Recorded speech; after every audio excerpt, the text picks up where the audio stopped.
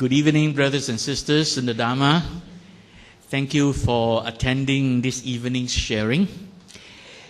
This evening is the fifth in a series of reviewing BHANTE PUNNAJI's lessons. And it's a very important topic, Paticca Samuppada, which is commonly translated as dependent origination. But as you can see from the title on the screen, Bhante translated as concurrence of logical antecedence. He used to call it incidental concurrence, but he just rearranged it as concurrence of antecedence. And we're going to take a look at why he calls it this. This is perhaps the most precise translation of the term Paticca Samuppada. Right? Last week, we did a sharing on the foundation that leads to this evening's sharing. So for those of you who missed it, sadly, you may miss some basic introductory information. Paticca Samuppada actually is perhaps one of the deepest teachings by the Buddha. And the reason for that is that this is in fact, according to Bhante Punnaji, this is in fact what the Buddha discovered, unfolding right in front of him as he woke up from his enlightenment. When the Buddha meditated, just before he became enlightened, he went into a very deep state of Samadhi, which is stillness of the mind, to the point that the mind stopped. And then when his mind started to wake up and he awoke from that state of stopping the mind, he witnessed the unfolding of Paticca Samuppada, and from there he became enlightened. This is in fact the difficult way to become enlightened, and he found it, and he then went on to teach this later on. But he also taught people how to become enlightened in the easy way. So today I'm just going to quickly show you the two different ways, and then we will get on with the important subject of Paticca Samuppada. First, about the title, Concurrence of Antecedence, Logical Antecedence. The word antecedence, basically there are three types of antecedence. The first type is called temporal antecedence. As the word suggests, temporal refers to timing, where the dimension of time is involved. An example is that it refers to events happening one after another in time. And for example, if I were to strike the table, with every striking, each sound happens after the previous one. So that is happening in time. So that means this sound happens, and then I strike it again. The second sound happens after the first one after the other in time. So there is a timing component involved, the timing dimension involved. So that is called temporal antecedent. The second type of antecedent is called spatial antecedent. That means it has to do with positioning, physical positioning, spatial antecedent. It refers to positioning in space where one object is in front of another. For example, a row of marbles or a row of objects placed next to each other, one after another. So therefore, for example, this computer is in front of me and I'm sitting behind the computer. So our positioning is called spatial antecedent. So that is the spatial part. And then the third one, which is what we are using to refer to Paticca Samuppada, and that is logical antecedent. Logical antecedent has to do with conditions arising. That means it refers to the logic of necessary conditions arising first before a conclusion or an outcome can arise. For example, in order to turn on the light, first there must be electricity. If there is a blackout, if there's no electricity, you can flick the switch as much as you can, the light isn't going to come on. So one of the conditions is there must be electricity. Secondly, I must be pressing the correct switch. If I press a different switch, this light will not come on. So I must press the switch that is connected to this particular light, and then when I press the switch, the light will come on. And thirdly, there must be a pressing. If I don't press it, the light doesn't come on. So there are certain conditions necessary for something to happen, for the light to turn on. Right? Or another example, this is something that requires you to think a little bit. If I strike a match and light a candle, and then the candle becomes lighted, can you name me all the conditions necessary? What are some of the conditions necessary for the candle to be lighted when I strike a match and then light the candle? So what are some of the conditions necessary, for example? Oxygen. Very, very good. You need to have oxygen. Because if the whole thing is in a vacuum, there will be no light. Fire cannot work without oxygen. What else is necessary for the candle to be lighted? There has to be a wick in the candle. If I cut off the wick and you can strike your match and try to light a candle without a wick, then the candle will not be lighted, right? Assuming, of course, the candle is a normal candle with wax, correct constituents of the wax component. What else is necessary to light that candle? Sorry? A little bit of gunpowder. So you're trying to blow up the candle or what? I just described to you. Did I talk anything about explosion? I said striking a match. Now that stuff at the end of the match, some people think it's gunpowder. It's actually made from similar component, but it's not really gunpowder. Yeah, it's made of certain chemical component. So you need to have that match which is working, and I need to have the friction in order to get the match lighted. One more. No wind. One more. I must place the match onto the wick. I can strike the match and look at it for all I care. The candle will never be lighted. See? So now you can see, in order for the candle to be lighted, a number of conditions are necessary. And this is what Paticca Samuppada is about. That in order for something to happen in the mind, a number of conditions are necessary before the mind starts to have that activity going on. And basically, Paticca Samuppada is describing the whole process of how the mind creates everything that the mind is creating. There's a lot of things the mind is creating. Today we're going to run through. And in fact, the list of all the things that the mind is creating is all inside here.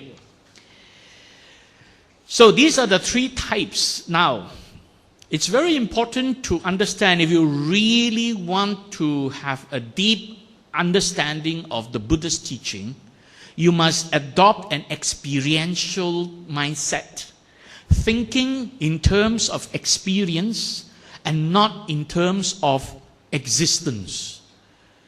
Existence is part of experience. But if you just think in terms of existence, you are excluding an ability to understand deeper what the Buddha was trying to teach us. And BHANTE Punnaji's explanations are all very experiential, as we will discover today. So what is the difference between existence and experiential? So let's try and get a quick understanding of the different type of antecedents first. A, temporal. B, spatial. C, logical. So I'm going to show you a statement. I want you to tell me whether it is temporal, spatial, or logical. I will just ask if it is A, B, or C. The first statement. A mother gave birth to 3 sons. Andrew was born in 1980, Benny in 1985, and Chris in 1992. Is that A, temporal, B, spatial, or C, logical? How many say it's A? How many say it's B? How many say it's C? Okay? And the answer is temporal. Why? Years are stated. Time component is there. The time dimension is there. Something happens in this year. Something happens in another year. The birth of Andrew has nothing to do with the birth of Benny. And it has nothing to do with the birth of Chris. They are not connected in that sense, even though they come from the same mother. The point is that they are happening at different time. Therefore, it is temporal. Next one. Benny is much taller than Chris. Therefore, he can reach out higher. Yeah, a taller person can now reach at a higher position than a person who is shorter. So this statement, Benny is much taller than Chris, therefore he can reach out higher. Is that temporal, spatial, or logical? Who says it's temporal A? Who says it is spatial B? Who says it is logical C? What do you think? Spatial or logical? It's logical. A taller person can reach higher. That's got nothing to do with space. Right? Isn't that logic? The conditions for reaching higher is your height. You know, you can't touch the ceiling unless you're 9 feet tall. You see? None of us here can ever touch the ceiling without climbing on a ladder. If we were to reach out our hand, we cannot touch the ceiling. The only person who can touch the ceiling by raising up his hand alone is a person who is 9 or 10 feet tall. Right? And none of us is that tall. You see? That is a condition necessary. Logical. I'll give you another one. See, so far you guys are not doing so well, huh? Majority are wrong so far. Let's see. One more. A different one. The mother asked the sons to queue up for their Christmas presents according to their age in ascending order. So Chris stood in front because Chris is the youngest. Chris stood in front, Benny stood in the middle, and Andrew stood at the back. Standing there. Is that A, temporal, B, spatial, or C, logical? How many say it's A to do with temporal? How many say B, it is spatial? How many say C, it is logical? Right? Now, this answer is a bit tricky. But the primary answer, there is a primary and a secondary answer because you can think of it in a twisted way and have a different answer. But the primary answer is that it is spatial. It's about standing position. Somebody standing in the front, somebody standing in the middle, somebody standing in the back. But if you think about it, why are they standing like that? And then you're no longer looking at the primary condition. You're now looking at the secondary one. The reason why they're standing like that. Then the reason why is temporal. Right? Then you can also go further and say, it is only logical to say that the youngest person must stand in the front. That's logical, right? So the second and the third answers are secondary. The primary answer is because it is positioning, physical positioning, spatial. So some things can be more than one answer, but you go for the primary one, okay? So here another one.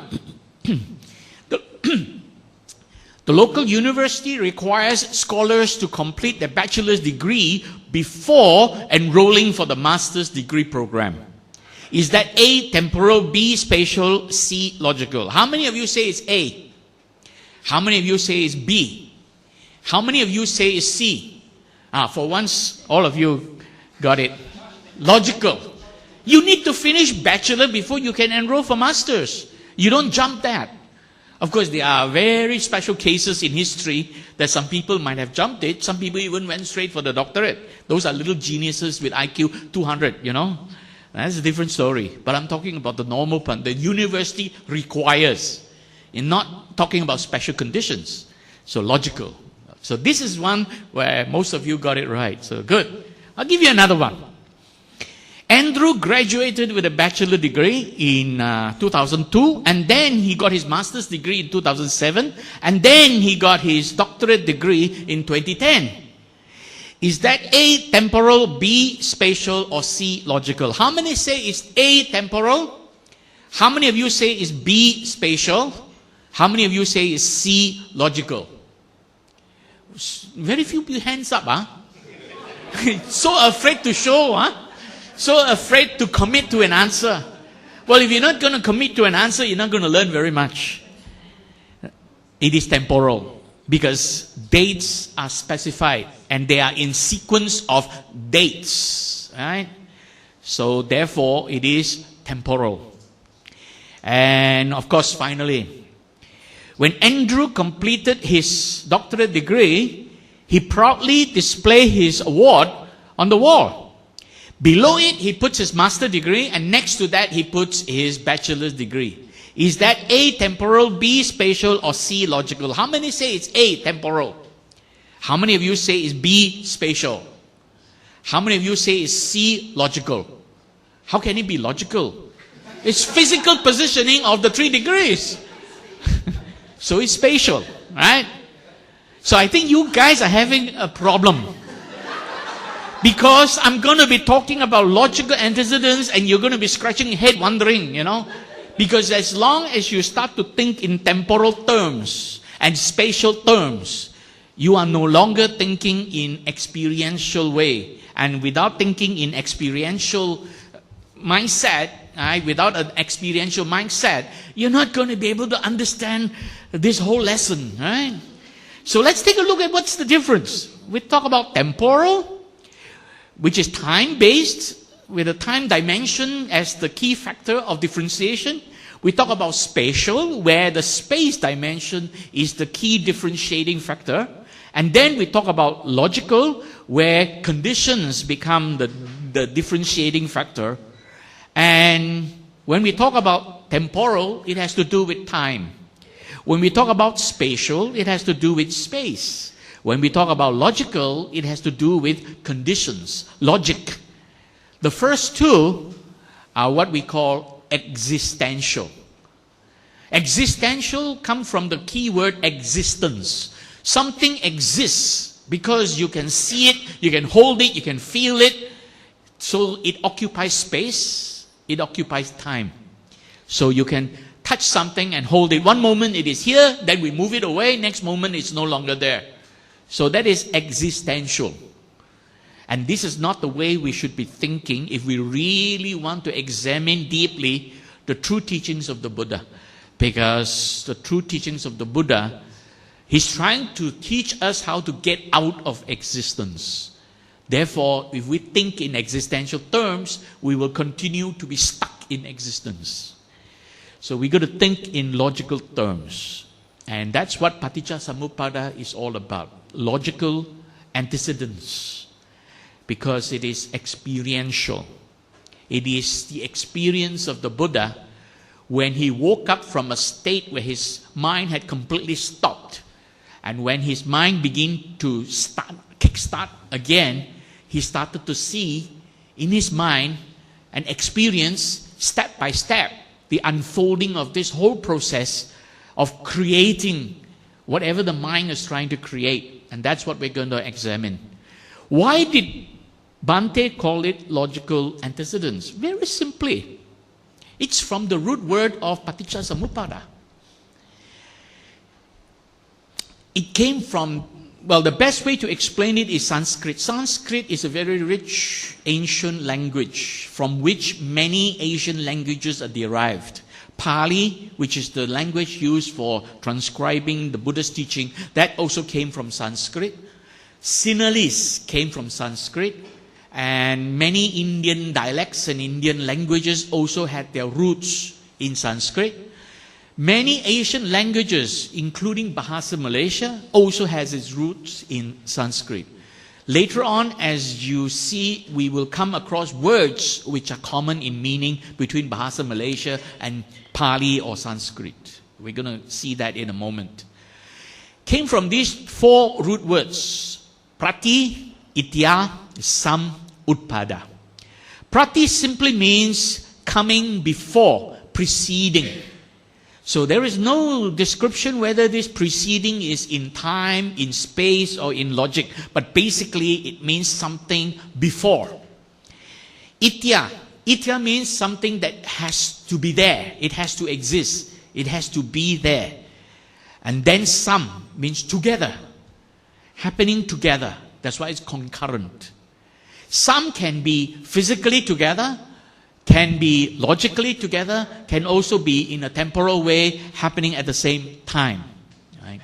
And finally, the last one is to do with arising, something happening, arising, coming into being. Right? So basically, when you put the four words together, it means the concurrence of conditions, logical conditions that are happening, and there is no connection whether it is happening in time.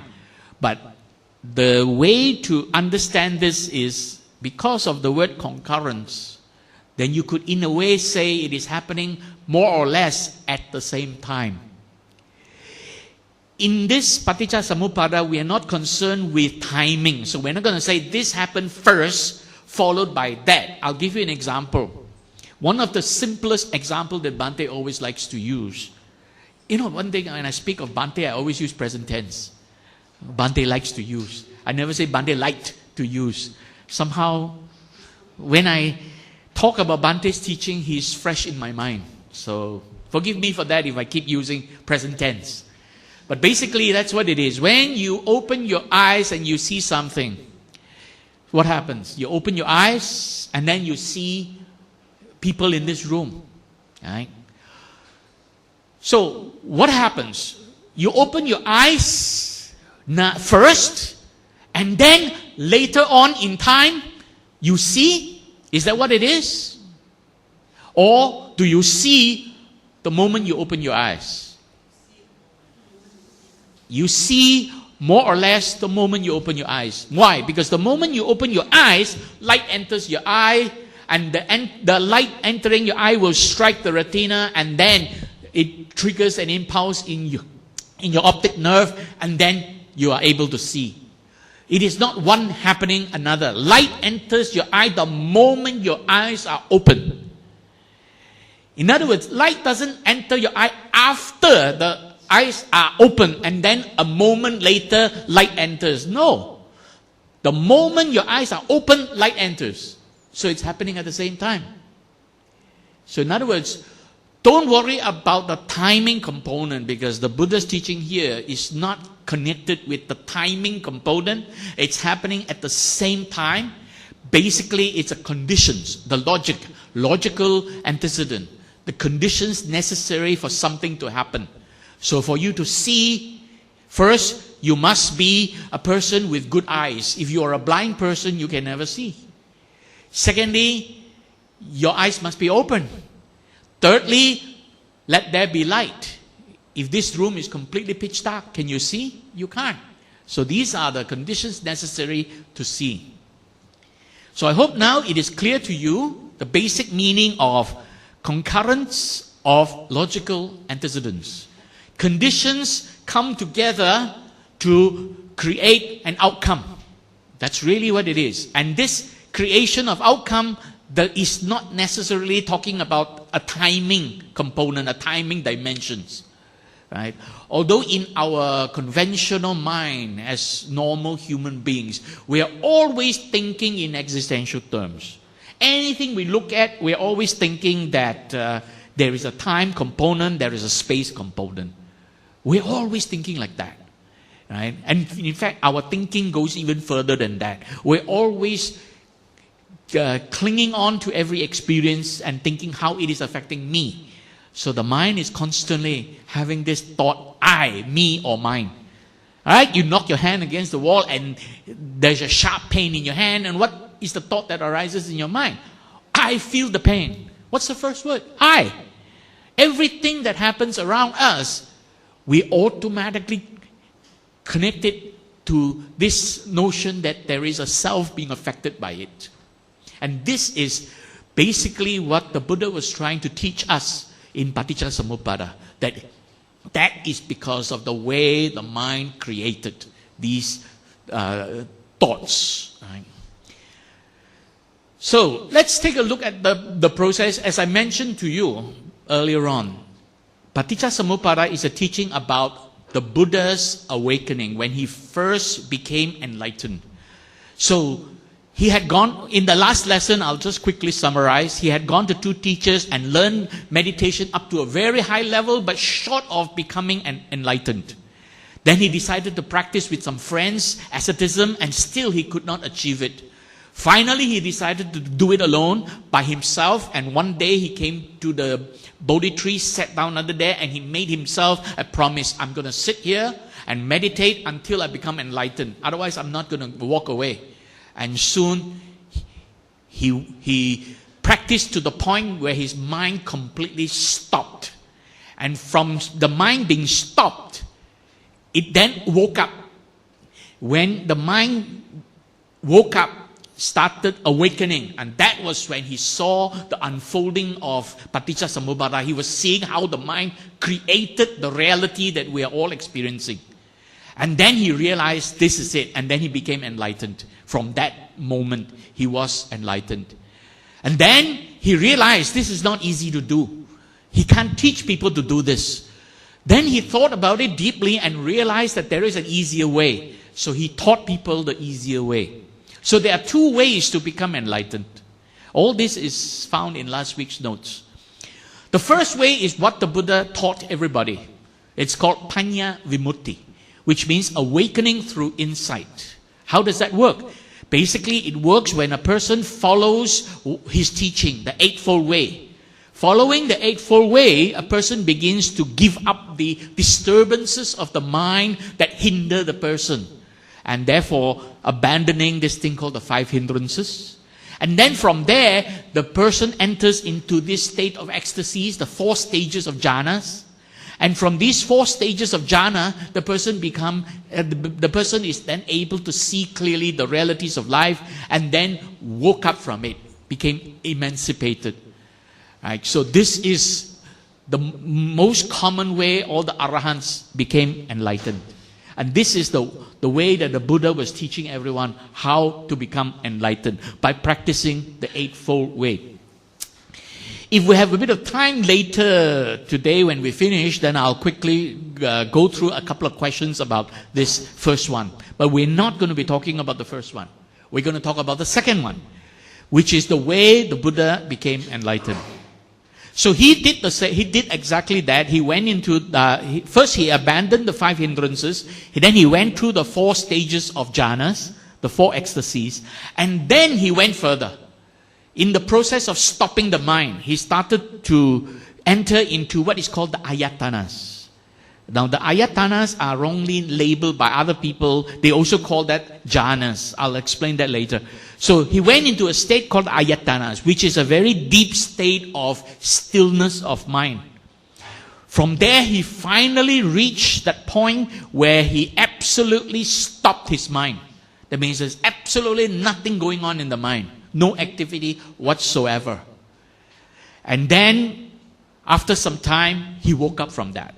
Now, as I mentioned last week, a mind being stopped at this point can only last up to 7 days. If that person does not wake up from there within 7 days, that's it, that person is dead, finished.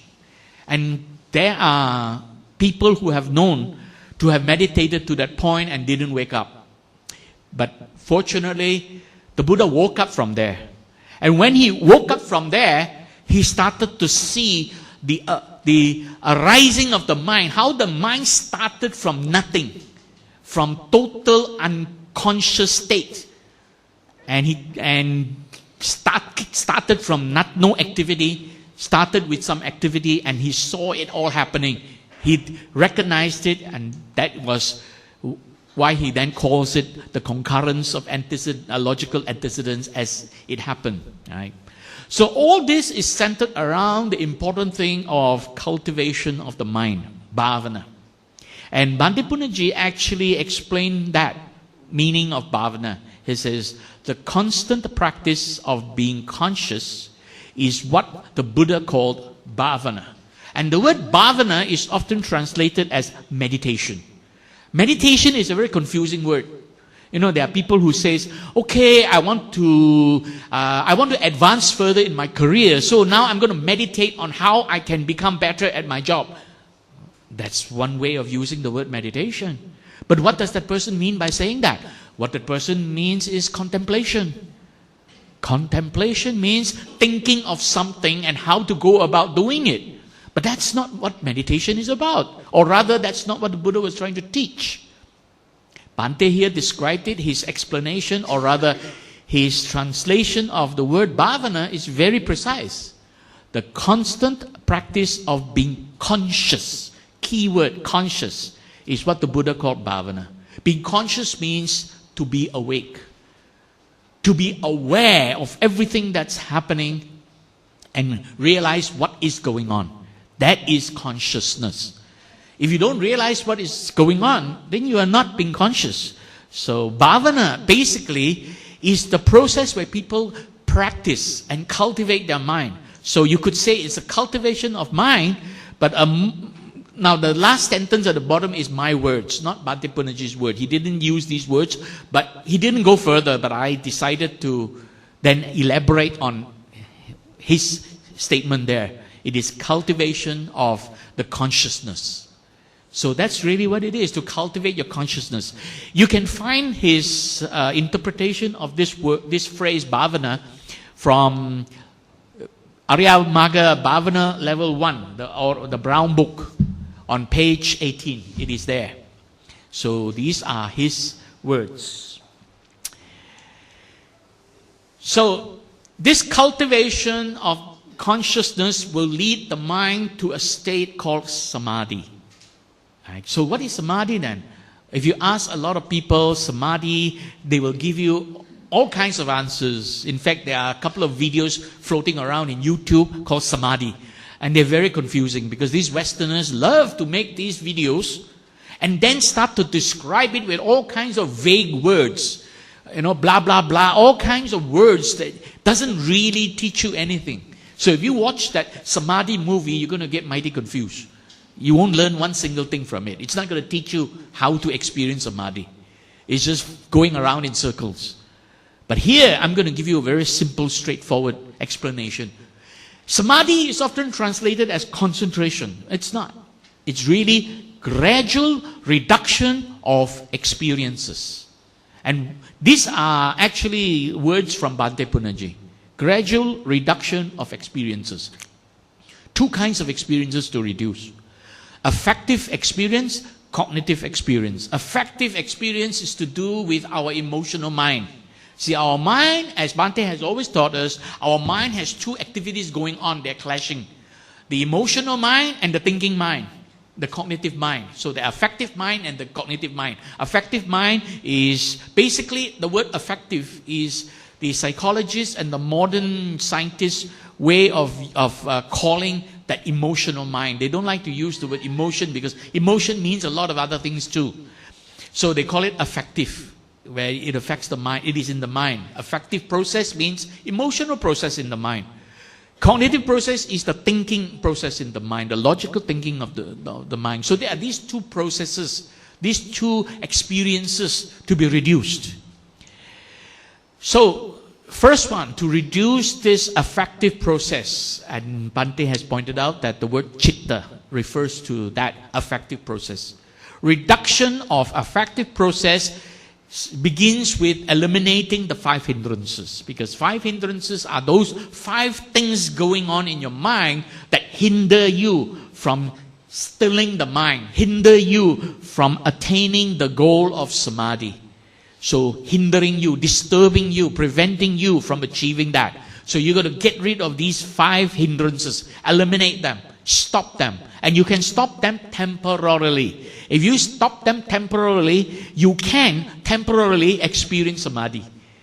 But when you wake up from that and the 5 hindrances start again, then you are out of Samadhi. It won't stay like that. An Arahant is a person who has permanently stopped these 5 hindrances. That's why the Arahant's mind is permanently in Samadhi state.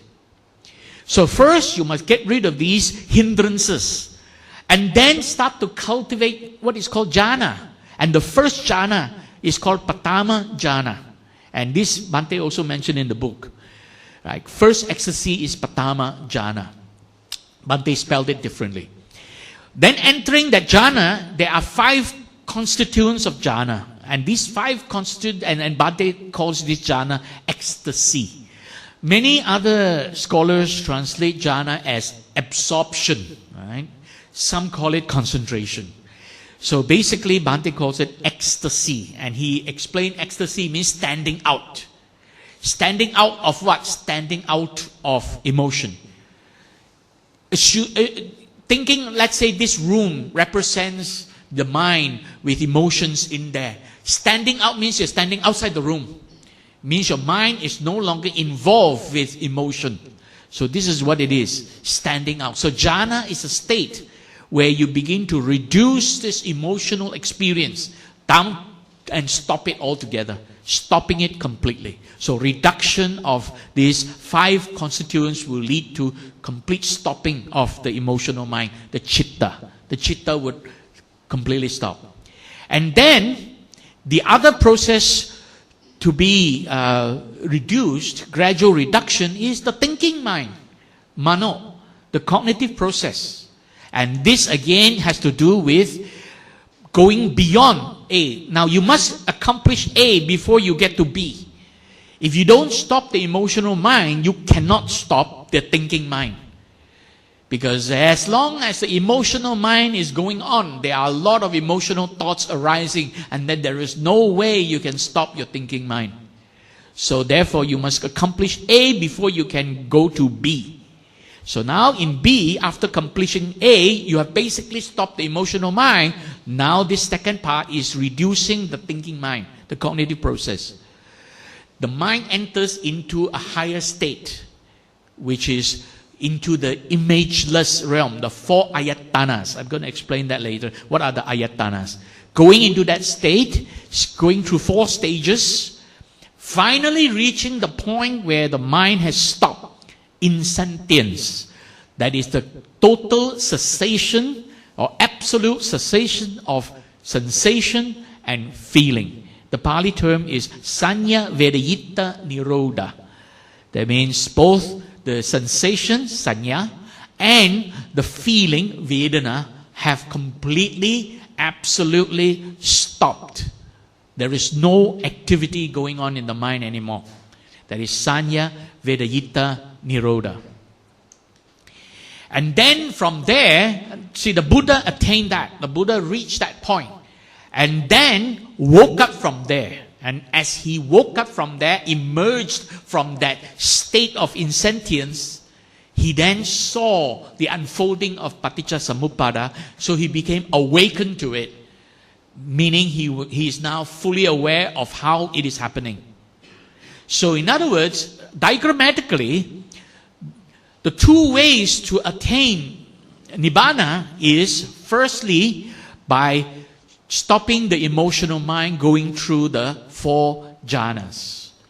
And then practicing what is called Sattabhujanga, which leads you to gain this insightful wisdom. Right? And this is Panya Vimutti, Panya, that insight.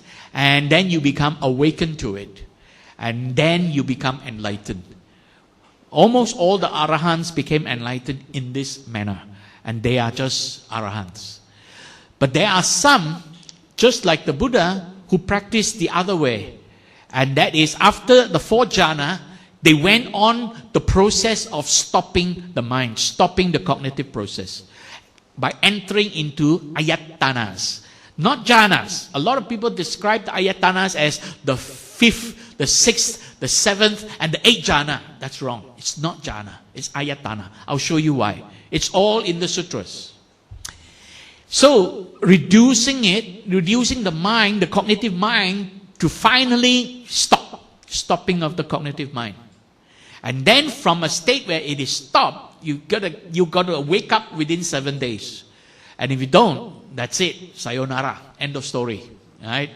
So, when you awaken from it, emerging from it, you can then see how the mind started constructing from nothing. From a state of stopping, it starts to construct thoughts. Right? That construction process, the way it started building from nothing all the way up to a full awareness or consciousness or whatever, that is Paticca Samuppada. So that's what we're going to take a look at. So the mind, basically, the Buddha described the mind with 3 parts.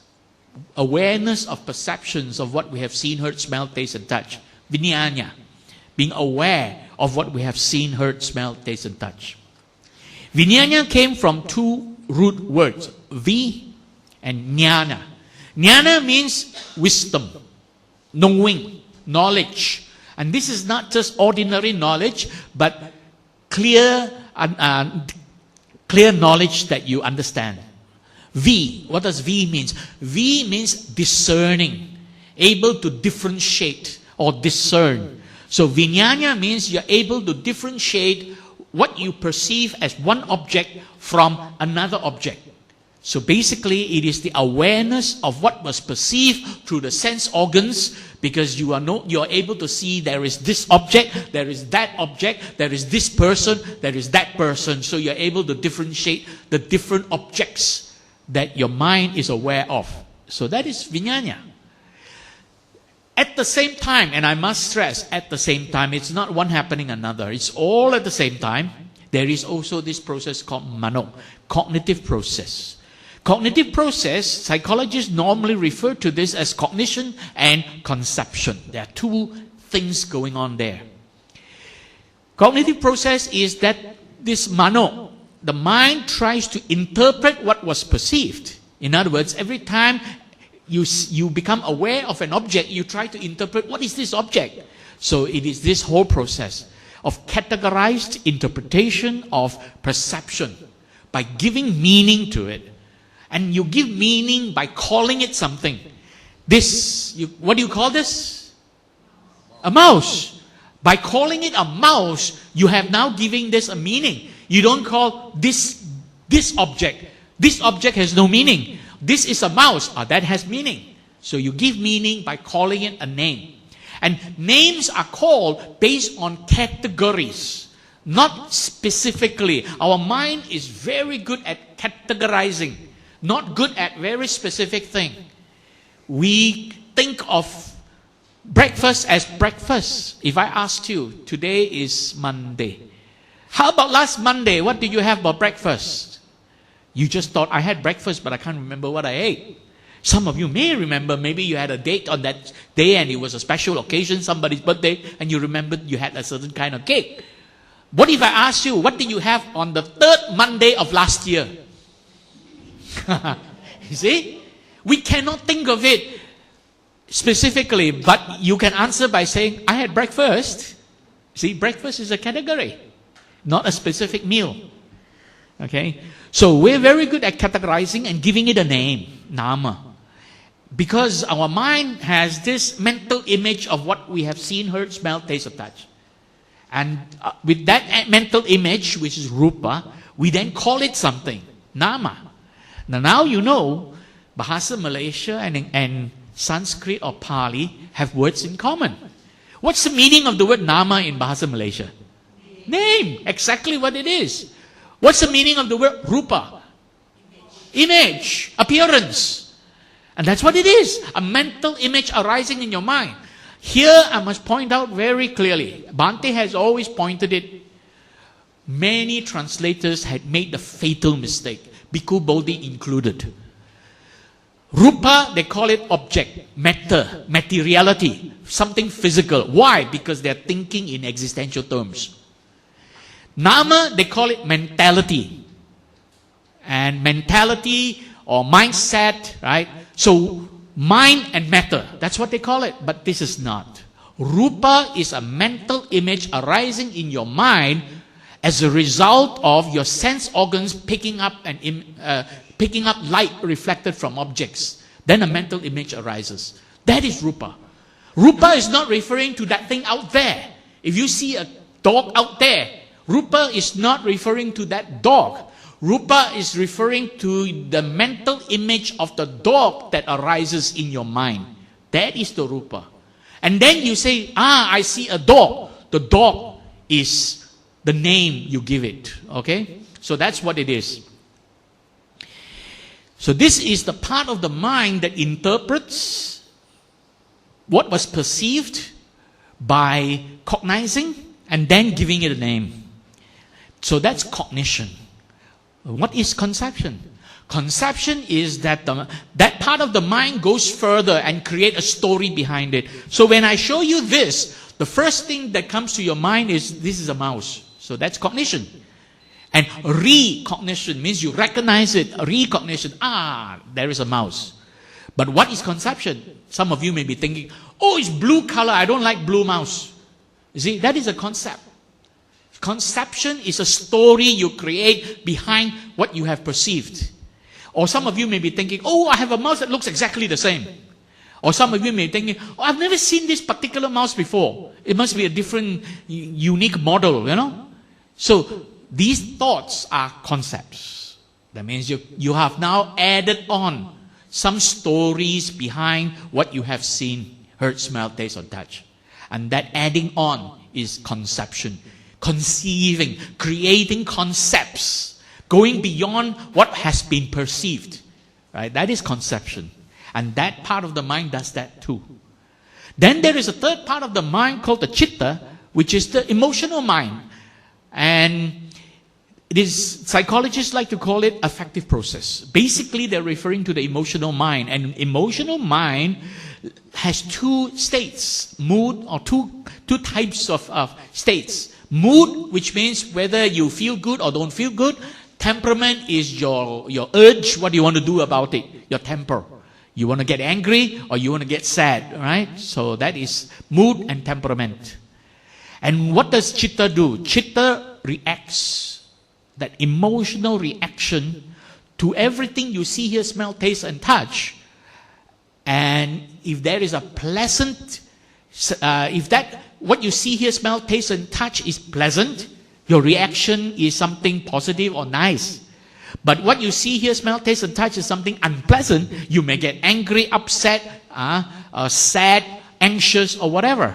So that is your reaction, tanha. Tanha is often translated as craving, but the real meaning is emotional reaction. Craving is not a very accurate word. Okay, so emotional reaction, that tanha, is this reaction because you are emotionally excited by something, whether it is pleasant or unpleasant. And that leads you to experience mood. If it is something pleasant, you have a good mood. If it is something unpleasant, you have a foul mood, right? And then temperament is your urge to do something. And that urge, as I explained earlier, that urge can be conscious or can be unconscious. Conscious means you voluntarily want to do something. If somebody calls you by a certain name, you got very angry, now you want to take revenge. And that is a conscious reaction. But if somebody called you by a name you didn't like and you suddenly felt unhappy, that is unconscious. You see? So therefore it can be conscious or unconscious, it doesn't matter. Right? Here it is just talking about the pure reaction. At the same time, everything we experience, we cling on to. And every experience, we always cling on to it or personalize it and creating this notion of a self-centered existence. When something happens, we always think, I am affected by it. You knock your hand against the wall and suddenly you say, I feel the pain. You kick your toe against the wall and then it hurts. Oh, my foot hurts. The first word, I, me, or mine. You're walking around the shopping mall, your brother comes towards you from a distance, you notice, my brother is coming. What's the first word? My brother is coming. Always, we personalize every experience. And Paticca Samuppada is explaining how that is happening. So when I made this chart here, it's very important for you to understand that this is precisely explaining what's going on in your mind. And Paticca Samuppada will explain all this. So, what happened with the jhanas? Cycling through the 4 jhanas, the mind then, the Buddha's mind then went on into the the jhana is in the area where it's called the rupa realm. That means image, there are images. Then he went on to an imageless realm. And he went through 4 stages. Infinite space, then went on to infinite perception, then nothingness, and then neither sensation nor no sensation. These 4 stages are often called the 5th, the 6th, the 7th, and the 8th jhana. They are not jhanas. They are ayatanas. Why? Look at the name. This is from the sutras. It is ayatanas. These are 4 ayatanas. They are not jhanas. A lot of people, a lot of translators call them arupa jhana. They are not. Jhana is standing out from emotion. By the time you reach there, emotion has stopped completely. No more emotions already. You already stood outside already. That history. No longer involved with standing outside of emotion. You are now reducing the cognitive experience, stopping the mind, and finally it reaches a state of stopping. So let's take a look at what Bhante has to say about this. That Paticca Samuppada, if properly understood, all suffering can be brought to an end. That's what the Buddha pointed out. And how is that?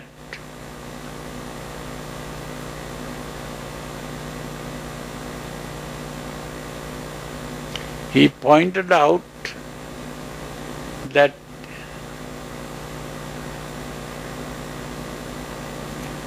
although the existential philosophers thought that we exist, that existence is the most fundamental thing,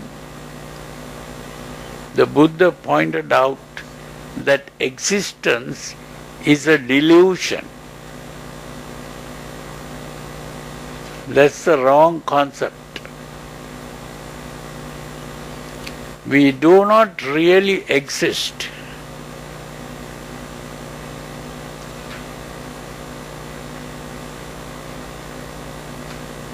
Now that he understood by freeing the mind of emotions. It is the emotions that make us think that we exist. The emotions are not able to think, and the emotions desire things or hate things. It is only by getting rid of emotions and purifying the mind, freeing the mind of emotions, that the idea of existence will disappear.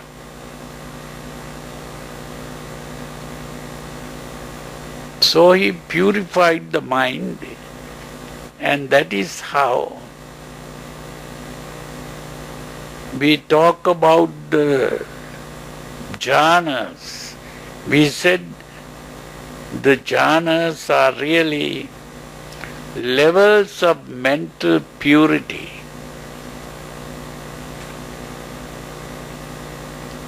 There is the first level of mental purity, second level of mental purity, third level of mental purity, fourth level of mental purity.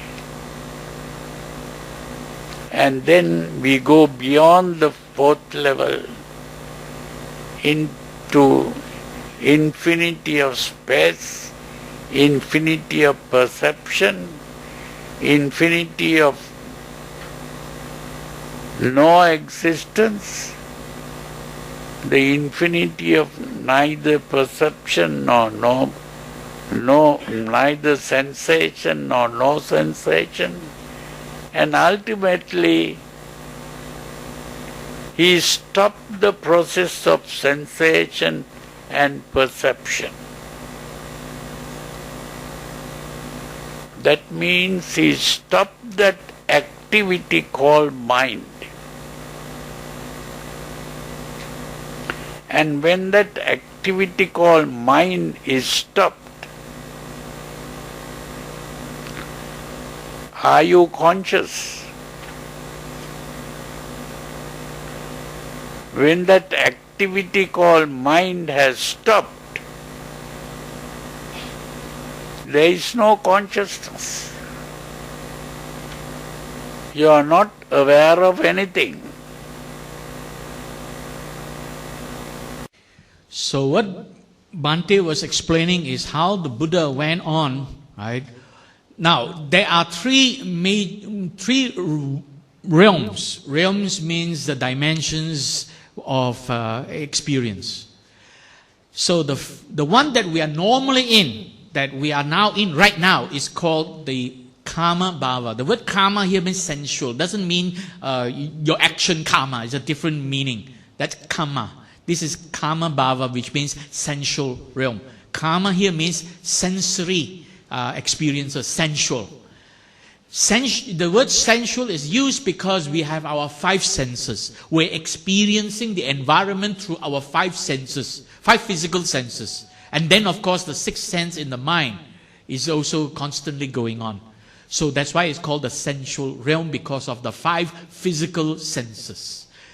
So in these five physical senses, we begin to practice bhavana. We begin to cultivate the mind, purify the mind, and begin by eliminating the five hindrances. That means we're purifying the mind by reducing our emotional reactivity. Five hindrances is basically our emotional reactivity.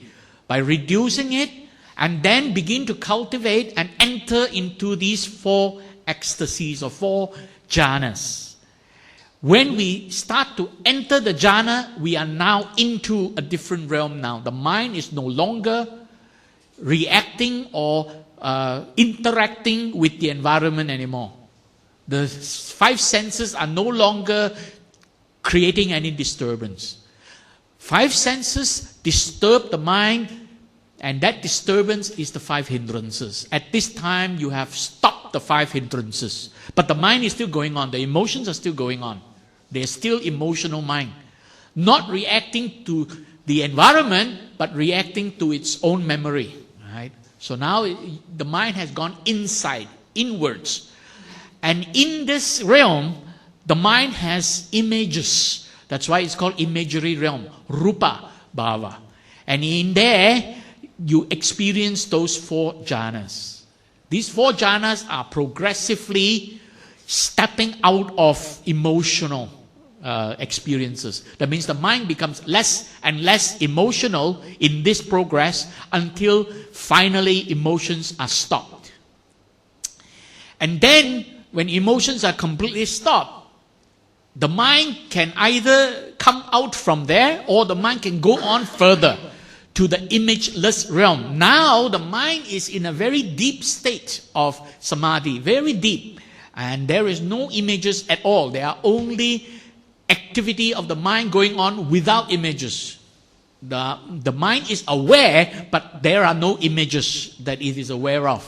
And then in that state, there are four stages to cycle through. And finally, reaching the fourth one here, then you go into the ultimate, which is no more realm. This is not another realm. It is stopping of the mind completely. There is no realm involved. Insentience. Bhante calls it insentience. Yes, brother. The last one, the realm of never sana, masana, yatana, right? Yeah. Is that the time the mind stopped already? Or Okay, the mind is almost stopped. Neva sanya nasanya is neither sensation nor no sensation, means the sensation is so subtle, the mind is not aware of it, but it is going on. The mind is not aware of the sensation, but there could be sensation, so the mind is not aware of. Yes, he went through that state many times. He still could not stop the mind. In fact, his teacher only reached the third one, the nothingness. Both his teacher reached nothingness. The second teacher his previous teacher had gone to the last one, neither sensation nor no sensation, and taught that teacher how to do it, but that teacher was not able to accomplish it. But that teacher then taught the Buddha the method that his teacher taught him, and the Buddha accomplished that, the fourth one, neither sensation nor no sensation. He tried as he could not reach the stopping of the mind.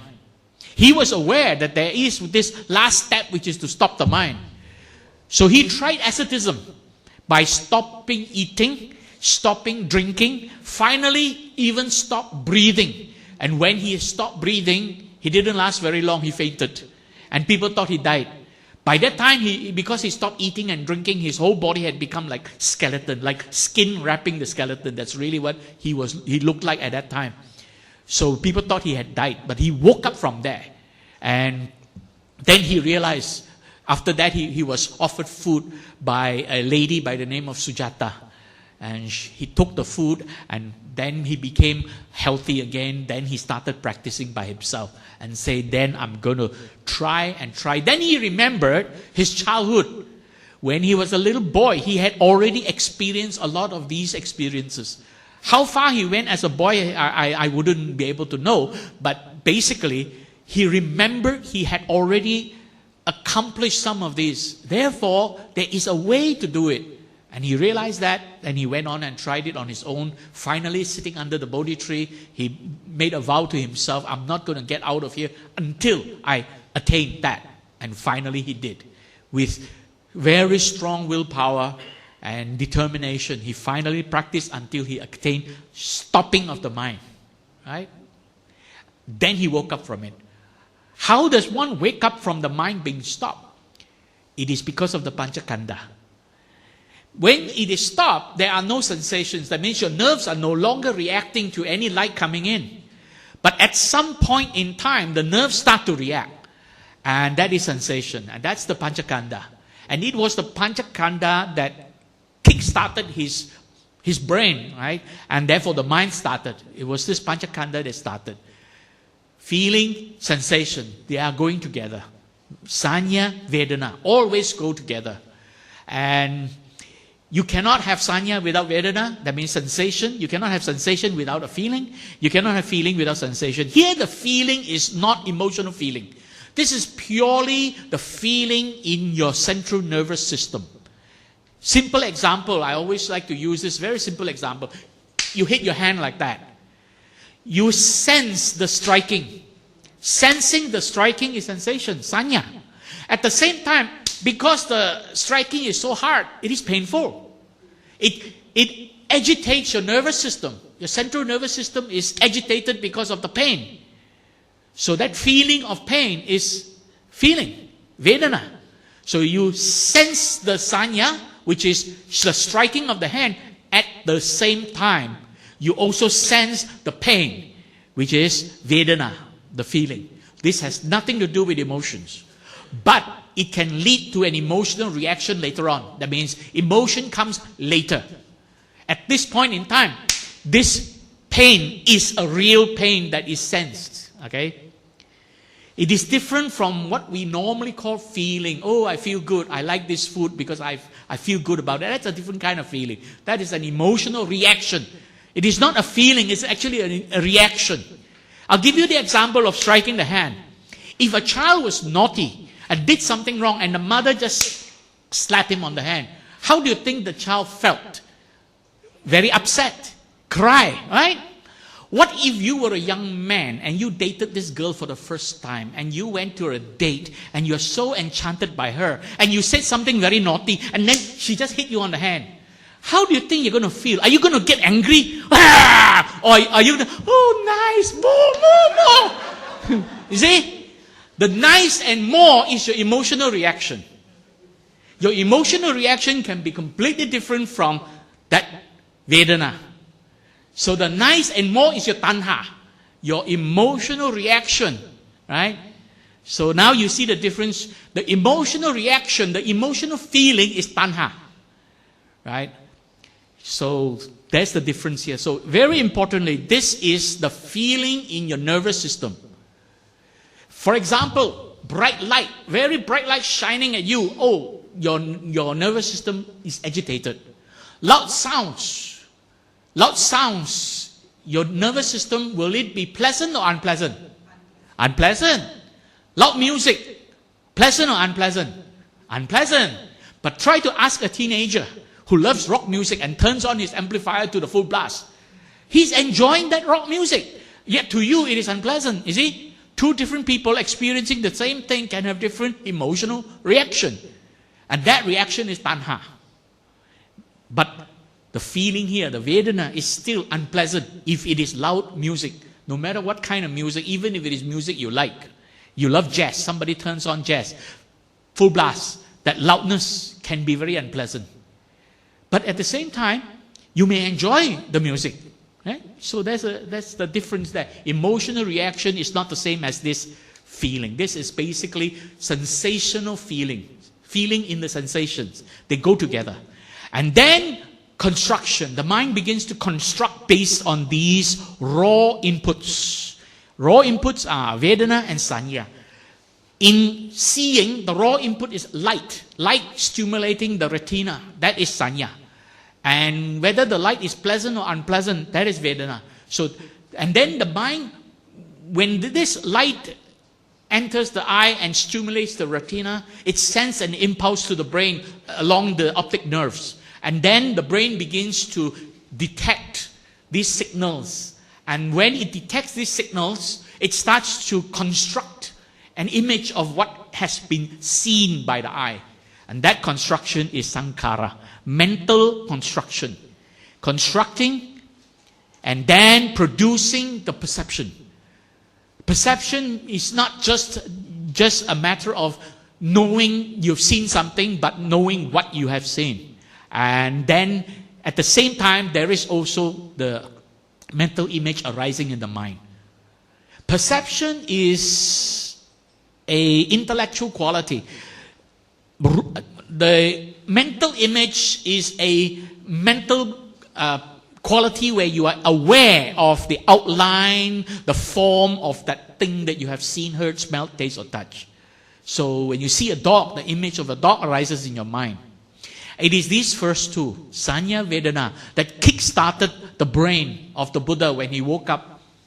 Right? And just to give you another quick view of this, how it kick-starts in terms of seeing it, it could be any one of his senses. Most likely the first sense that get kick-started is the sense of touch. Because you're sitting there and somehow parts of your body is in contact with the ground or something. And therefore, the awareness of this contact can kickstart, the brain.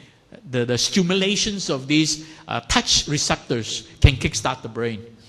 You can also have other senses, smell, taste, and hearing, and seeing. So now we talk about the seeing. Seeing happens when light is reflected from the object, and then it is entering your eyes. When it enters your eyes, it is a stimulus to the sense organ. And then when you are paying attention, that means you're looking at that object, the process of perception arises, and then a mental image arises in your mind, you become aware. So this is actually that whole process of Panchakanda, the five aggregates, how it happens and then produces this mental image. And this is what kick-started the brain of the Buddha when his brain had stopped working for some time before he woke up. How long, nobody knows. Nobody was there. And he never explained the duration. He could have been there for a few days. Nobody knows. Right? Some people just said it was one night, but no, I think it might be a few days. Nobody knows. I wasn't there. If I was there, maybe. But I can tell you, we talk about, these beings in heavenly realms. Some of them have a lifespan of 10,000 years. Well, those who have lifespan of more than 2,500 years, they were there. They saw it. So I guess if you have a way to communicate to those, you might find out the real reason. Meanwhile, this is what happens. Our five senses begin to pick up sensations and feelings and send the impulses through the nerves. Optic nerves from the eye, auditory nerves from the ear, and this olfactory nerves from the nose, gustatory nerves from the tongue, and of course the somatosensory nerves from your body, touch. Right? And that's how it kick-started. So the Buddha meditated to a state where the mind had stopped working, and that is called insentience. The Pali description of that state of mind is called Sanna Vedayita Nirodha. Nirodha means cessation, ending. The ending of something, Nirodha. Completely ended, non-existence anymore. So cessation of sensation, which is Sanya, and feeling, which is Vedana, and the word Vedayita came from Vedana. So basically the two have stopped completely, and somehow it kick-started again. Maybe some parts of the body got disturbed or something, nobody knows, and that kick-started by Sanya and Vedana. From a state of avijja, which is insentience. Now, why did Bhante use the word insentience? Some time ago, until about 3 years ago, Bhante was using a different words to describe avijja. He called it unconsciousness. Unconsciousness is accurate, but I guess for some reason, I never really figured out why. He just said he didn't like it. He preferred to use insentience. I think because he must have gone into the dictionary of philosophers, because the word insentience is the opposite of sentience. The word sentience, if you look up an ordinary dictionary, be it Merriam-Webster or Oxford, it simply means you're able to feel something. Sentience means the ability to feel something. But it is not about feeling, right? It is about the sensation. If you go to the philosopher's dictionary, sentience means the ability to sense something. That's why it's more precise. That's why Bhante decided to use it, probably because he saw that in the philosopher's dictionary or dictionary of philosophy. Sentience means the ability to sense something. That means sensation is present. Insentience, the opposite, means there is no sensation. That's what it is. So the mind had reached a state where it has no sensation of feeling, and that is called avijja. It was kick-started by Panchakanda with Vedana and Sanya. Then it produced a construction in the mind. Construction in the mind began, and that is sankhara. And with that construction in the mind beginning, the mind has now started. Avijja, the mind hasn't started. At this point, the mind is still completely, well, you could say brain dead. Absolutely no activity going on. Now, something is started. There's some brain activity. Now, we cannot imagine if we were to put the Buddha through an MRI scanner, whether there's brain activity. We don't know. Right? MRI were not invented at that time, so we wouldn't know. But my guess is simply that there would be no brain activity whatsoever. Now there is some brain activity, and that brain activity begins to construct something. So let's listen to what Bhante has to say. Awakening from insentience, stimulated by Sanya and Vedana, and then the process of sankhara is started. That's how the mind woke up from a state of avijja. It now has sankhara going on. Now from that state, again he woke up from that state. And when he woke up from that state, he began to understand how the mind begins to work.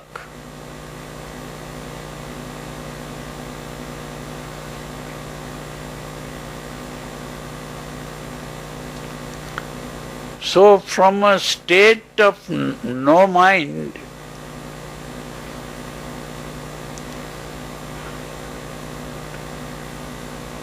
he started the first activity of the mind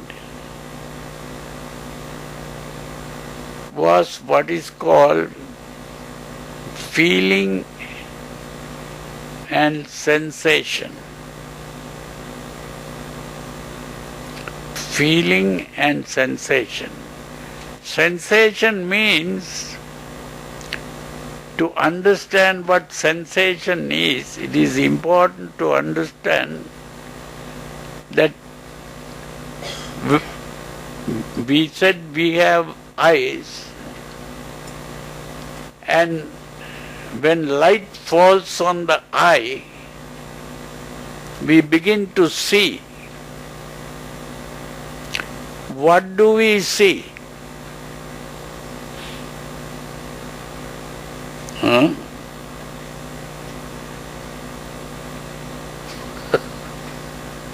What we see is only light, because the eye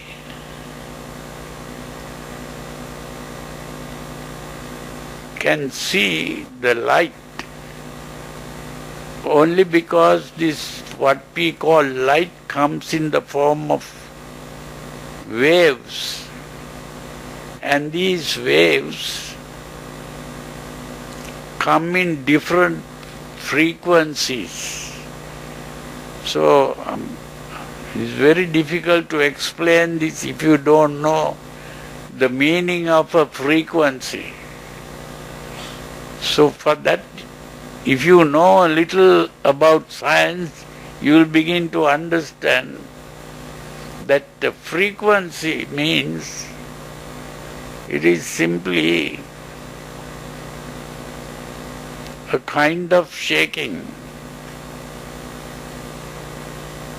And so the light comes in different frequencies, and therefore you begin to see different colors.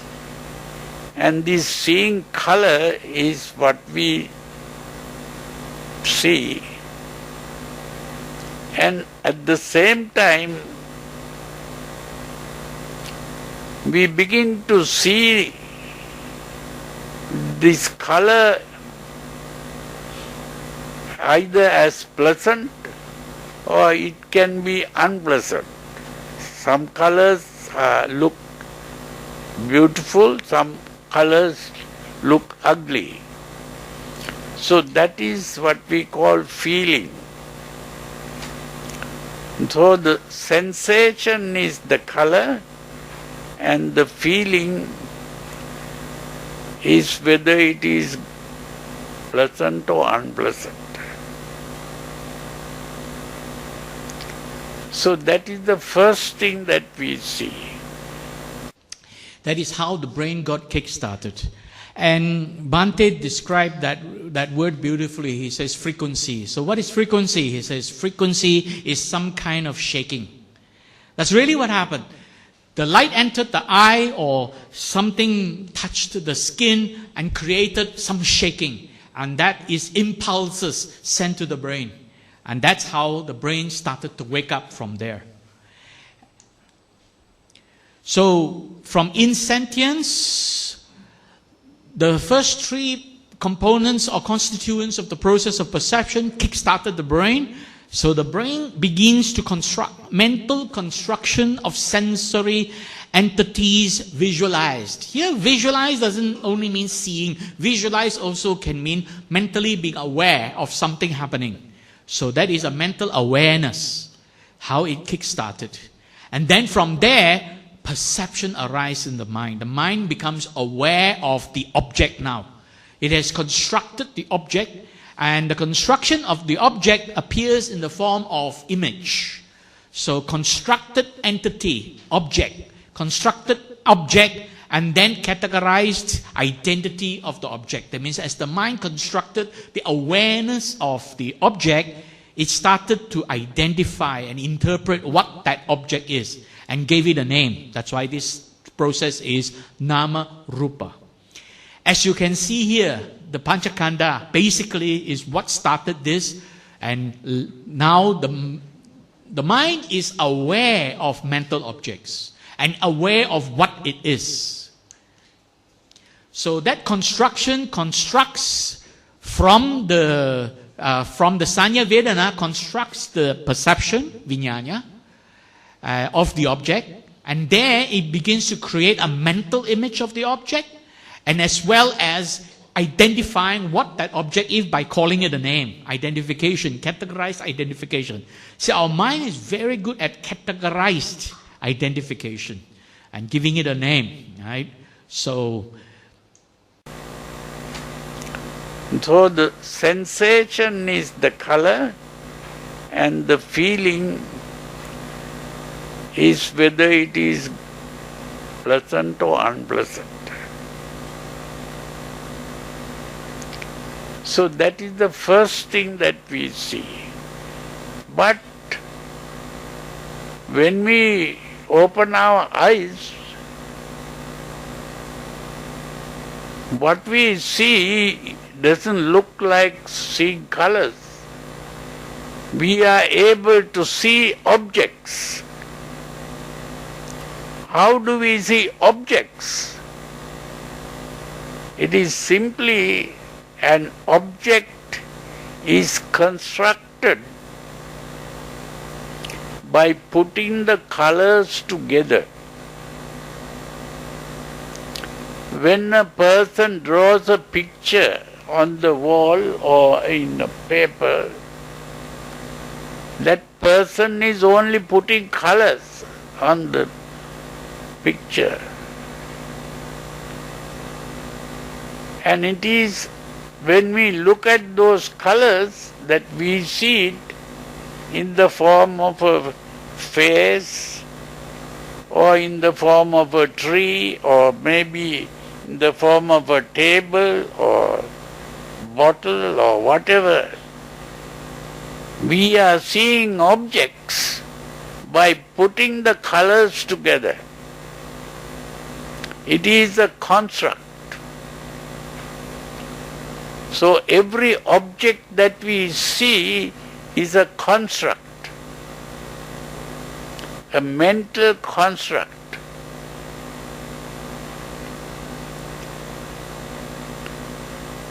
So we put the colors together and form a construct. And we not only form a construct,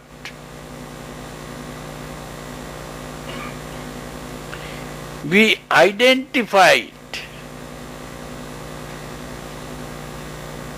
We are able to look at a thing and say, oh, this is a face. How do I know that it is a face?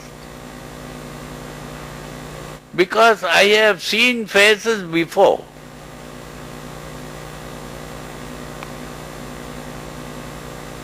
So that object that we see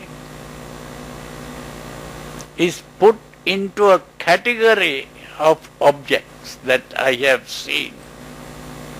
That is called categorization. It is by categorization that we are able to identify an object.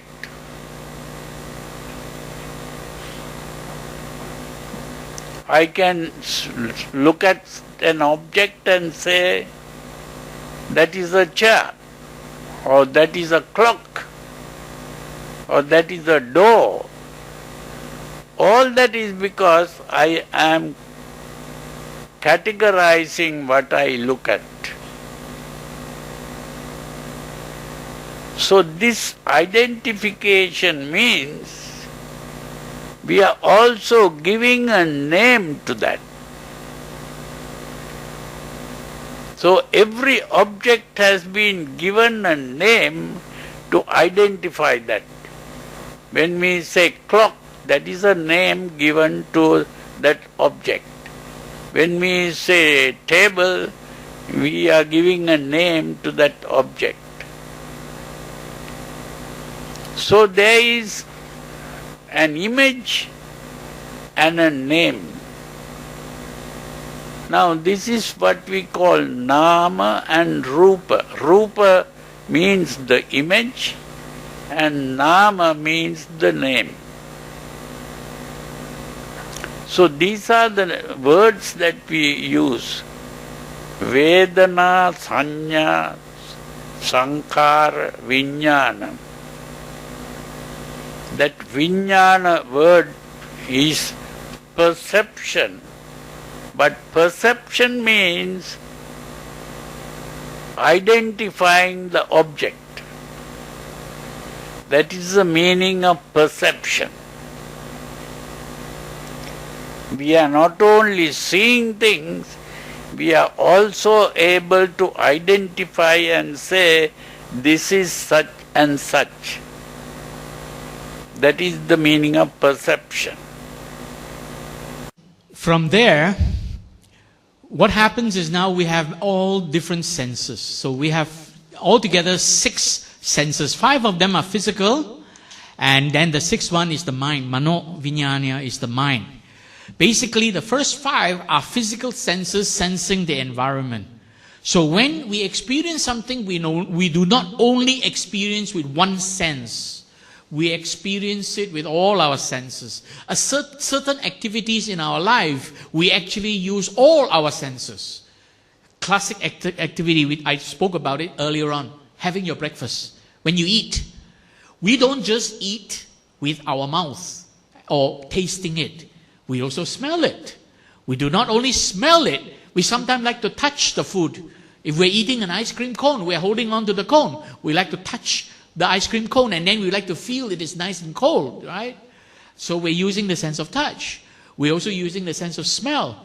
And sometimes, some restaurants, they do fancy things. They start to serve you a meal, and they start to pour the sauce, and then it starts to create sounds, crackle and pop, and that creates some theatrics with it, and you enjoy that. So now we start to use hearing even with our eating. Basically all the senses are involved when we talk about eating. Some activities, only certain senses are involved, but some activities, all the senses are involved. When we interact with our partner, we are using all our senses. We not only touch them, we hear what they say, we smell their perfume, right? And we might even want to taste their skin by kissing them, whatever.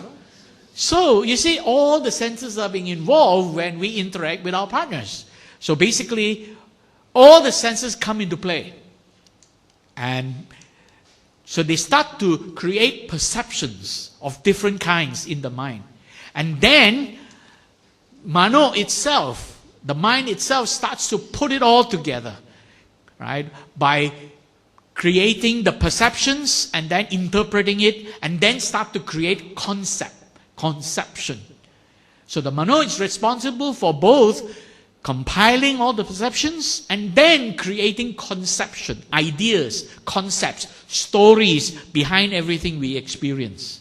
Seeing this mouse, we start to think, oh, I like blue mouse. I hate this blue. Or I have one similar to that. Oh, it's a brand new model. I've not seen this model before. All these are concepts being created, right? So when the mind begins to perceive and identify, all the senses come together to begin to build a richer experience of what we have encountered. So from sensation to perception to formation of the objective experience with now all the senses. And this process is called salayatana. So these 6 senses come together, and then we begin to have a richer experience. All our experiences in life are combinations of all the senses, not just one sense alone. What we have perceived is simply an object which comes in the form of an image and a name for it. An image and a name for it.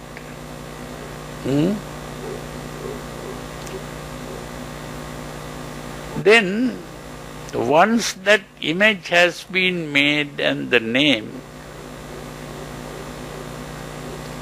we say Vijnana Pacchaya Nama Rupam. Nama means the name, Rupa means that mental image. Then we talk about Nama Rupa Pacchaya Salayatana. Now, Salayatana means we are not only looking with our eyes,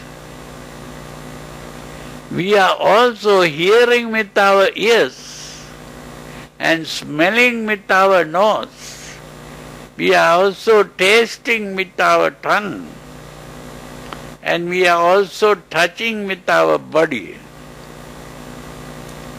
This is why you give something to a small child, that child will want to put it in the mouth and touch in various ways, get all the impressions. So that is why all those things are put together to form an object. So it is not only the eye that we are using.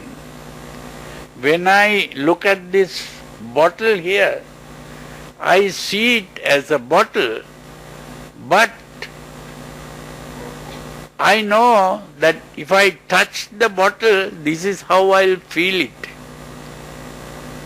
Even if I have never touched it, I still know when I touch it, I'll feel it like this. That is because I am using my memory. I have touched bottles before. So you see, because we have using all the five senses, we put together all that to form an object. So what happens now is that we become aware of the object and starts to compile information about it with all our senses. And then the thinking mind, the mano itself, begins to create stories behind it. So what we sense through the five senses are called perception or percept. And then the sixth sense, the mano vijnana, is the one that then puts it together, compiles information about it, creating a story about it, and that is conception. So perception is what was perceived by the sense organs. Conception is what was recognized by categorization of what was perceived. Now the mind begins to recognize, begin to interpret it with additional information now. I'm going to show you some examples later on, how the mind creates a lot of these stories. Even if it is something that doesn't look like what you think it is, it still creates the story about it. So basically, we can say that the five physical senses are called perception, and the sixth one is called consciousness. The word vijnana in many translations, including Bhikkhu Bodhi, was translated as consciousness. Now the word consciousness is not accurate to describe the meaning of vijnana. Vijnana is more accurately described as perception when you're talking about the five sense organs or the five physical senses. Only when you're talking about the sense of the mind, the cognition, then you can call it consciousness. Right? So consciousness is this mano vijnana. The other five physical senses, the vijnana of those five physical senses are not consciousness. They are perception. Then consciousness is concept of sense perception, right? And cognition, and categorization, and thinking, intellect now. Thinking is the intellect. So this is really the mano vijnana, the thinking mind, where it is now able to go beyond what was perceived. So if we were to look at the experience of seeing, light is reflected from an object, it enters the eye. When it enters the eye, it stimulates the eye, the retina at the back of your eyeball, which is your sense organ. And if you're paying attention, this stimulation carries the signal to the brain, and the process of perception is started. You now have the awareness of the object you have perceived, mental image arising. Now there is a rupa in your mind, the image. And you saw the dog and you call it a dog. And this is what is happening. All this is just an experience. You have just experienced seeing the dog. But now your mind goes beyond the experience. The mind is very good at going beyond the experience, and this is called conception. Conception is when the mind goes beyond the pure experience that had just been experienced. By drawing from memory, drawing from imagination, drawing from expectations, and then creating all kinds of stories behind it. So you begin to project the concept of an object out there. Oh, there is a dog out there. Right? And you call it a dog. It's out there somewhere. So when that happens, it is really breaking up your experience. See, up to that point before that, your experience is very pure. It is just seeing a dog. But now you begin to think it's a dog out there. You're creating stories behind it, concepts. And that is when this experience is broken up. The breaking up of this experience breaks it into two parts. The first part is awareness of what has been perceived, and that is called objective. You are now aware of the object out there, which is a dog. And your mind is just an image, but you think that that dog is out there. And at the same time, the mind begins to construct and react to what has been perceived. So there is something going on in here. So the one out there is called the objective experience. What is happening in here is called the subjective experience. So the experience of seeing is now broken into two parts. An objective part, which is the world out there, and a subjective part, which is this self in here. We created this self because we reacted to what was seen. We are not just only aware of a dog being seen, we are now reacting and thinking there is the dog out there, and therefore we begin to think there is me in here. There is a dog out there and there is me in here. So that is breaking that experience up. So experiencing it with the 6 senses, this part of breaking that experience up, creating the objective world out there, that is called Phassa, which is Bhante translate as cognition. Become conscious of the objective experience. First, the objective experience. Now, bear in mind, when I say first, I do not necessarily mean timing.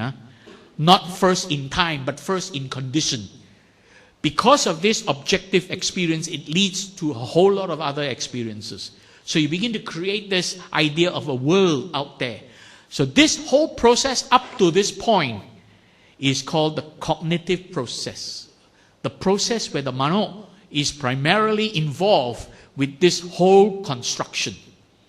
So let's take a look at this concept of a world out there. Now, when you hear Bhante talk about the object, he's no longer talking about that one object that you're perceiving now.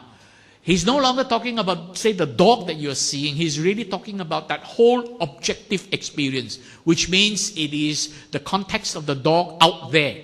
So when you hear Bhante say the object, he's really referring to the whole shebang of objective experience, of thinking there is dog out there. So Phassa is this creating the concept of an objective world. Now, unfortunately, the word Phassa has been translated by everybody as contact. Contact is totally irrelevant. It is not contact. Why contact? Now, when you see a dog, are you coming into contact with the dog? Is the dog entering your eyeball? Or is it reflected light, reflected from the dog that is entering your eyeball? See, the dog never entered your eyeball. It is light reflected from the dog that enters your eyeball. Right? So there is no contact, so to speak. But the real meaning of Phassa is cognition, the creation of the concept of an objective world out there. Forming an object. When you hear Bhante says forming an object, what he's referring to is this objective experience of this thing you have just experienced out there. And it breaks that experience into what's out there and what's in here. Dichotomy of the objective experience. So Phassa is becoming conscious of the objective experience. That means there is this objective world out there. The mind is now beginning to create concepts. It's no longer just pure awareness. It is now creating concepts. So you see, because we have using all the 5 senses, we put together all that to form an object. That forming an object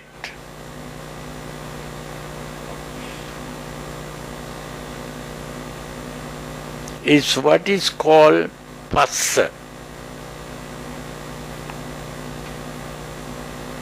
Salayatana Pachya Phasso.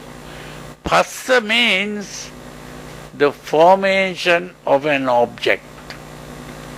Today the word Phassa is translated as contact.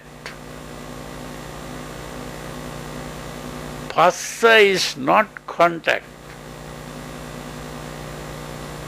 Phassa is the formation of an object. The object is formed by making use of all the five senses, not just one sense. So that complete object is formed. That is Phassa. Okay, now I'm going to show you some slides to show you how the mind is creating concepts. Right? So if you take a look at this, notice what is in the foreground. Can somebody tell me, don't try to be too smart and overthink this. Just look at this. What arises in your mind? What do you see in the foreground? Cycling. Two people riding bicycle, right? This artist, Jean Dufy, is very good at doing two things with his art. One is he never makes the object look very clear. He just puts some strokes, puts some colors, and then allow your imagination to create the meaning. Now you think you're seeing two people riding a bicycle in the foreground, right? Now enlarge it. What do you think it looks like now? Just some colors, a few lines. Has no resemblance to people, but it gives you the idea. Now I give you another one from the same artist. He's very good at this. There are two things he's very good at. That's the first thing he's good at. Just a few strokes, a little bit of color, and then your mind begins to create that whole story about what you see. Now, in the foreground, what do you see?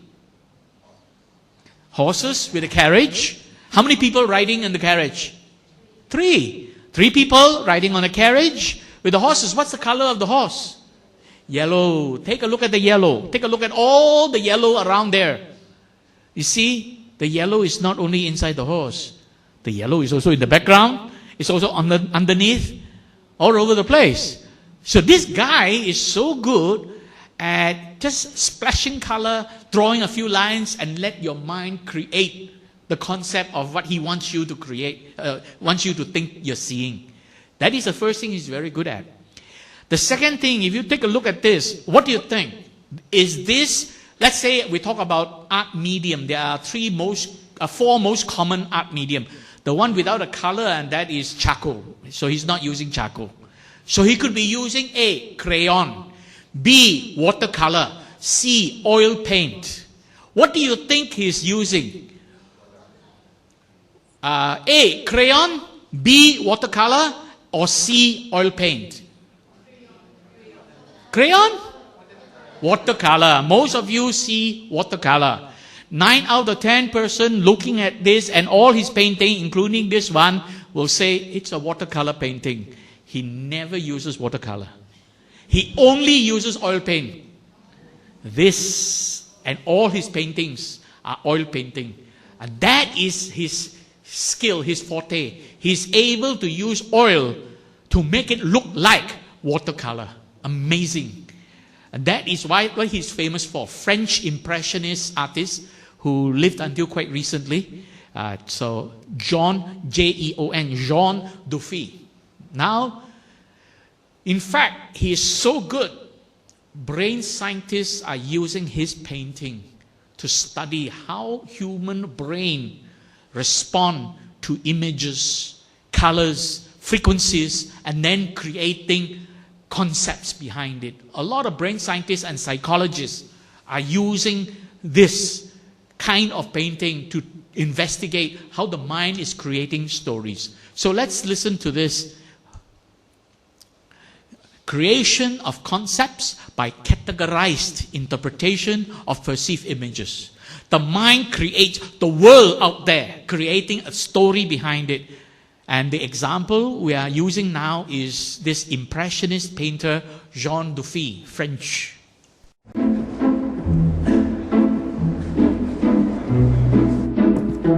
neurobiologist Margaret Livingston believes that artists were always a step ahead where the secrets of sight were concerned.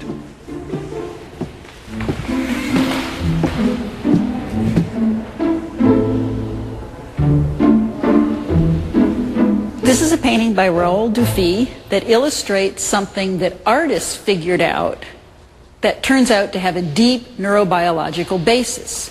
And what they figured out is that you don't have to color inside the lines. You see this often in watercolors and pastels. This is an oil painting. It's almost a parody of the watercolor technique. The neurobiological basis is that cells that code color have big, coarse receptive fields. They have low acuity, much lower than the cells that encode contour. So because your visual system doesn't use the color to define the borders of an object, the color can be kind of sloppy, and you just assign the color to the nearest border. And so that's what he's doing here. Of course, these artists discovered it long before us neurobiologists.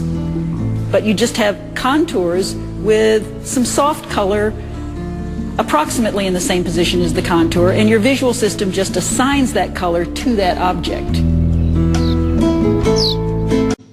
So you can see another one here.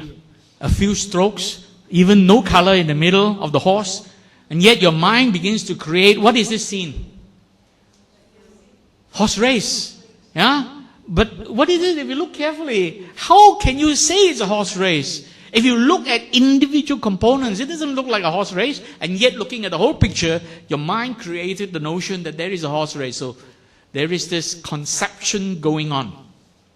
And this is really what has happened. And now the cognitive process is completed.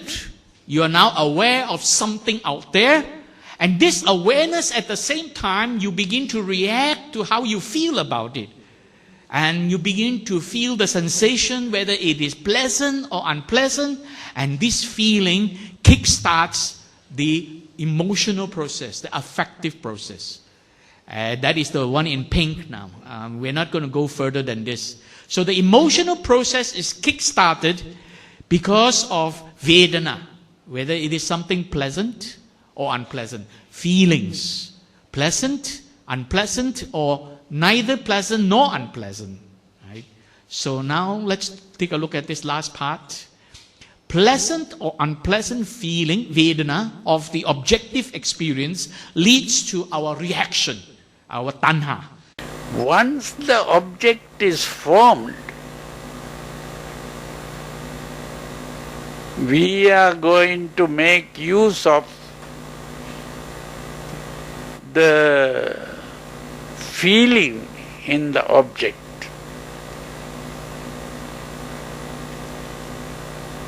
You may get a pleasant feeling in the object, or you may get an unpleasant feeling in the object. And the moment you get the feeling, you react to that object with a desire or hatred. You see, it's an emotional reaction to the object. That emotional reaction, the Buddha called Tanha. Tanha is not craving. Today, Rice Davids use the word craving. But Tanha is not craving. Tanha is the emotional reaction. A craving is wanting something. But here we not only wanting, if we dislike something, we don't want it. We want to get rid of it. So therefore it is not a craving. It is the emotional reaction. Okay, so now I'm going to show you a simple little story. Just bear with me. Imagine yourself to be a young man. You don't have a girlfriend yet. You like to find a girlfriend. And you happen to meet this girl in the neighborhood a couple of days ago for the first time. And you remember she likes to wear shorts and she has long hair. So now you want to go looking for her again. You didn't get her address, but you spotted her in the distance. Ah, there she is.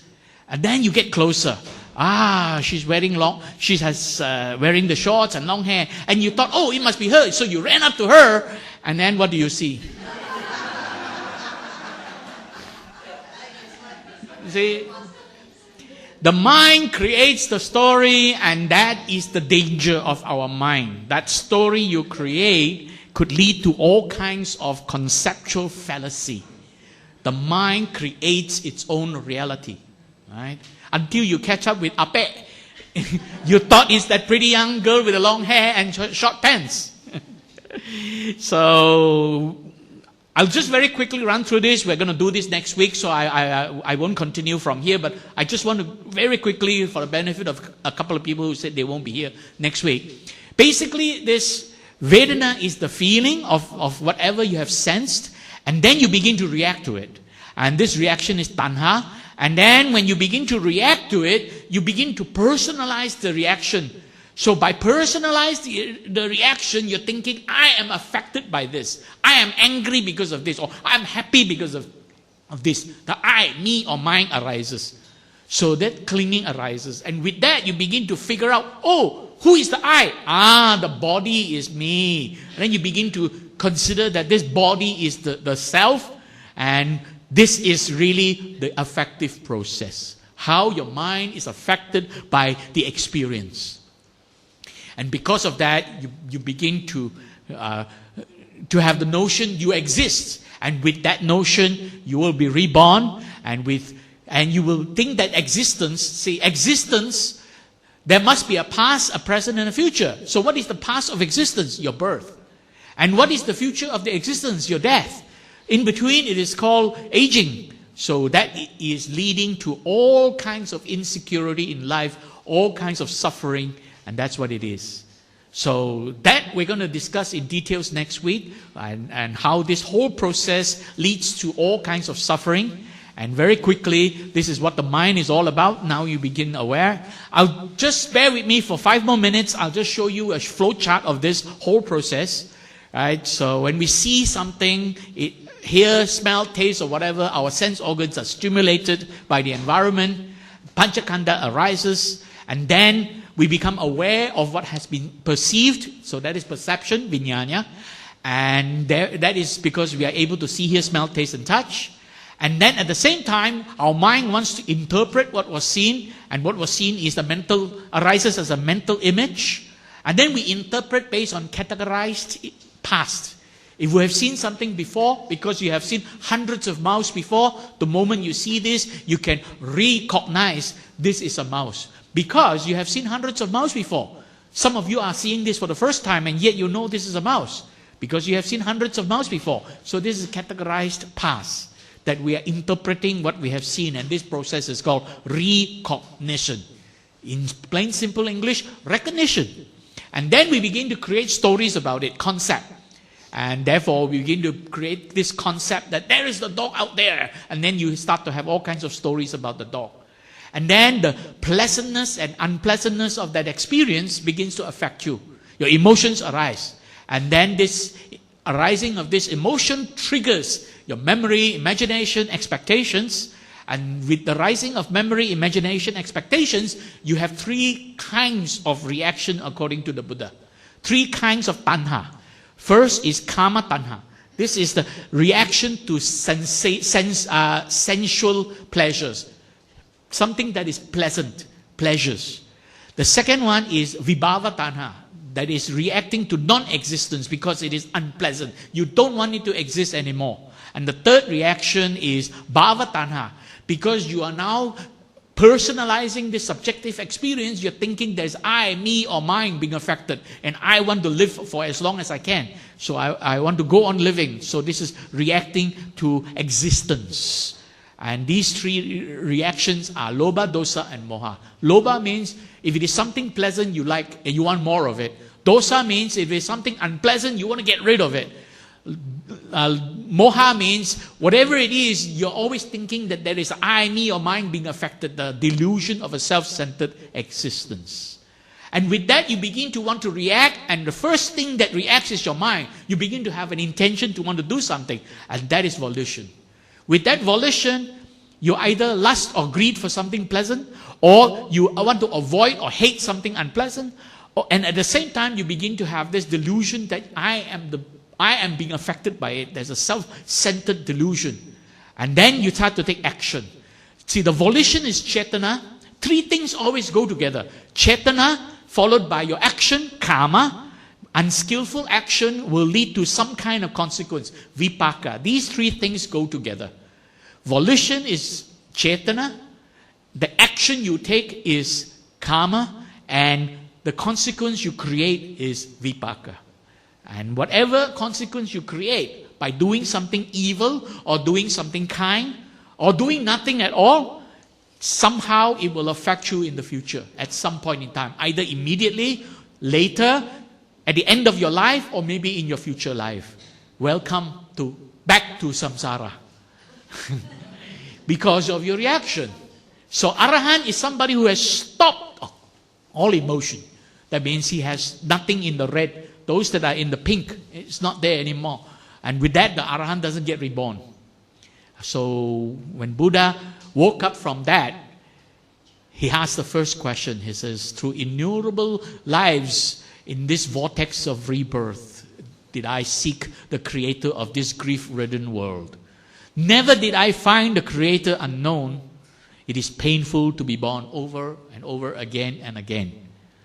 And then there is a second part. I'll save the second part for next week. So come back next week. Meanwhile, you can download the presentation here, all the slides, Review 05. So take note of that. You can download. If you have any questions, urgent one, you can ask now. Otherwise, you can send me an email, drop me a WhatsApp. Take a look at the slides and let me know what you think if you have any questions about it. Okay? All right? Thank you very much. Sadhu, sadhu, sadhu.